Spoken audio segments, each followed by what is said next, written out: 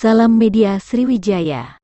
Gedung Kementerian Hukum dan HAM Kemenkumham di Jalan Rasuna Said, Jakarta Selatan, kebakaran pada Kamis 8/12. Berdasarkan data dari Comment Center Pemadam Kebakaran, objek yang terbakar adalah lantai 5 Gedung Kemenkumham. Kepala Bagian Humas Kemenkumham Tubagus Arif Faturrahman juga membenarkan peristiwa itu. Penyebab masih belum diketahui, kata Tubagus. Tubagus Arif Faturrahman mengatakan tak ada korban jiwa dalam peristiwa kebakaran yang melanda kantornya.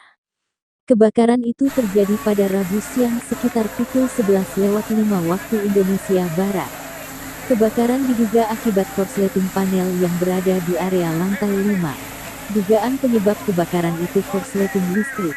Ia diduga pada panel, ujar Pit Kepala Suku Dinas Kasudin Penanggulangan Kebakaran dan Penyelamatan Gulkarmat, Jakarta Selatan, Sugeng. Ada 26 unit mobil dan 130 personel pemadam yang dikerahkan untuk memadamkan api di lokasi. Saat ini api sudah berhasil dipadamkan.